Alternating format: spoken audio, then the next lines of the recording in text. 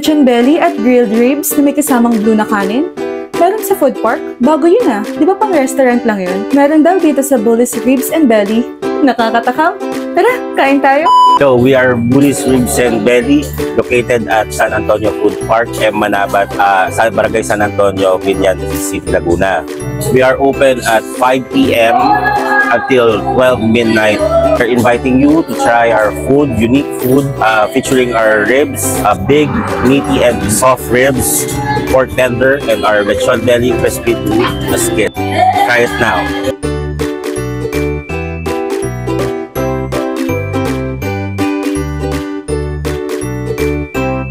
Unahin na natin itong chicken croquetas. Ang ganda ng kulay, ang ganda ng pagka-fried, may pasasakyan pa.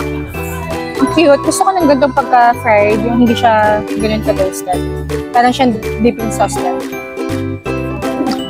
Umusok-usok pa. Meron siyang parang may mga gulay-gulay yata ito. Saka pure chicken ha. May mga gulay niya maliliit lang. Meron din cheese sa loob. Yung chicken niya, malasa. Parang maraming spices yung nilagay dito. Natatakam na ako dito kaya titikman ko na itong rice nila. Ang color yellow nilang rice. Nasang turmeric rice. Tapos yung red na mga maliliit. Parang bell pepper siya. Sarap! Hindi na pala siya kulay. At kung may yellow na rice, meron din silang pa blue rice dito. Ito pala ay garlic rice. Pag kinain mo palang lasang-lasa na ng mag-garlic siya. At hindi pala food color yung ginamit nila dito para maging blue ha. Ito yung ginamit nila. Yung glutinate na flour. Ang galing kasi hindi food color. Natural.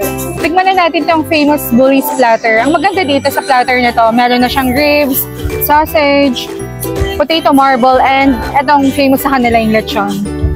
Nain ko muna itong sausage. Meron silang dipping sauce. Try ko nga dito sa color yellow. Honey mustard pala ito. Harap! Ito, napagka-smoky flavor siya.